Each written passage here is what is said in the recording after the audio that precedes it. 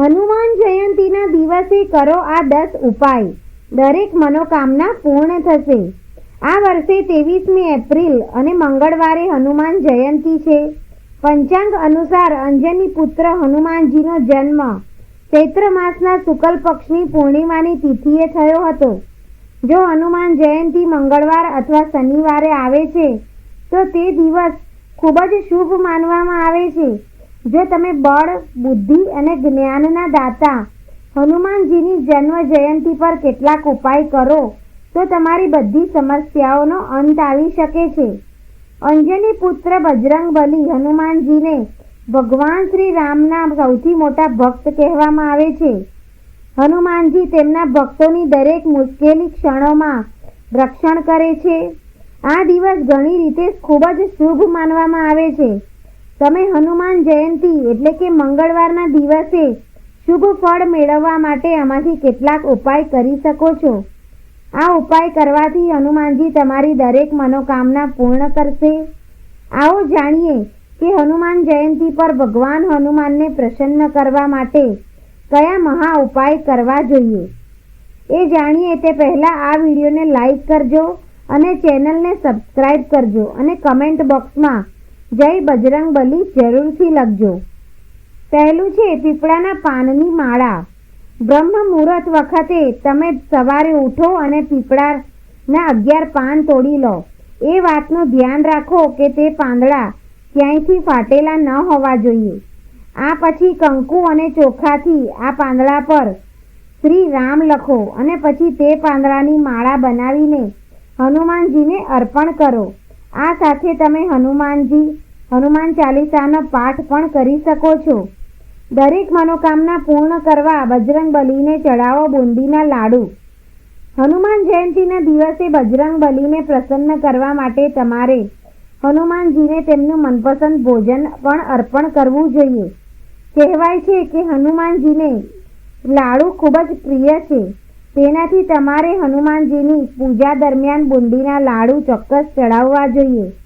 આનાથી હનુમાનજી તમારી દરેક મનોકામના ચોક્કસપણે પૂર્ણ કરશે.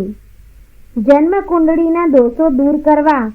કુંડળીના દોષને દૂર કરવા માટે હનુમાન જયંતી પર હનુમાન મંદિરમાં જઈને અડદના 11 દાણા, સિંદૂર, ફૂલ, પ્રસાદ વગેરે ચડાવો. ત્યારબાદ હનુમાન ચાલીસાના પાઠ કરો. તેનાથી તમને લાભ થશે. તમામ સમસ્યામાંથી મુક્તિ મેળવવા માટે દીવો પ્રગટાવો. જીવનની તમામ સમસ્યાઓથી મુક્તિ મેળવવા માટે હનુમાન જયંતીના દિવસે હનુમાન મંદિરમાં જઈને ઘી કે તેલનો દીવો પ્રગટાવો અને પછી ત્યાં બેસીને 11 વાર હનુમાન ચાલીસાનો પાઠ કરો.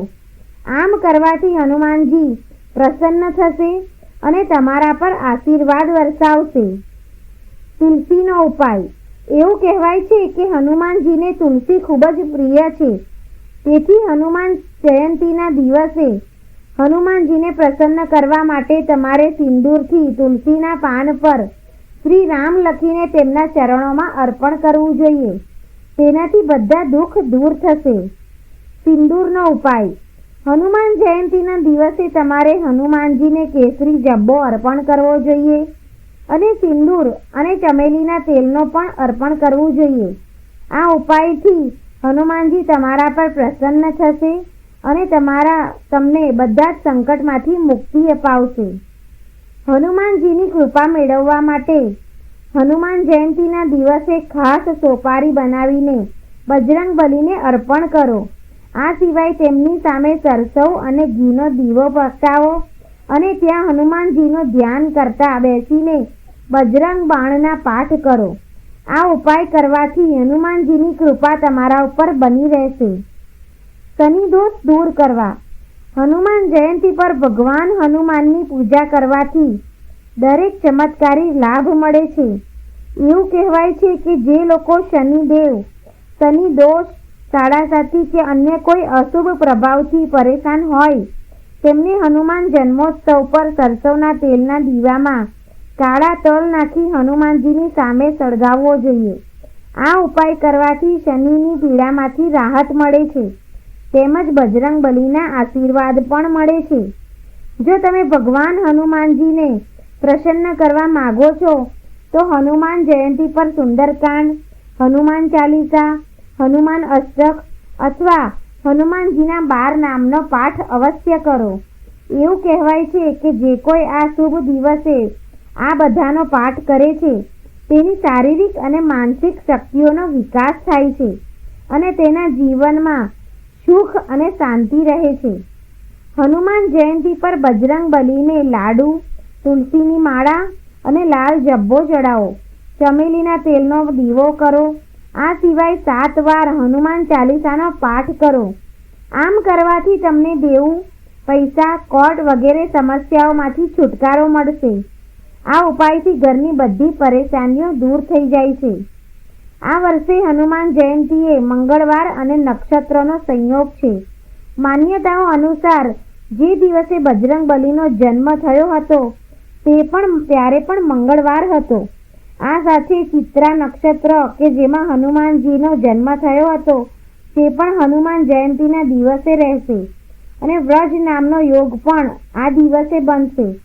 મંગળવાર પણ આ દિવસે તેની મિત્ર રાશિ મીન રાશિમાં પ્રવેશ કરશે. તમામ સમસ્યાઓમાંથી મુક્તિ મેળવવા માટે હનુમાન જયંતી પર પારાથી નિર્મિત ભગવાન હનુમાનજીની પૂજા કરો અને રુદ્રાક્ષની માળાથી ઓમ રામદૂતાય નમઃ મંત્રનો 108 વાર જાપ કરો. હનુમાન જયંતીના દિવસથી સંકટ મોચનને ભોગ તરીકે ગોળ અને ચણા ચડાવો અને સતત 10 મંગળવાર ઉપવાસ કરો. હનુમાન અષ્ટકનો પાઠ કરો. આ કરવાથી શનિની મહાદશા ટળી જાય છે.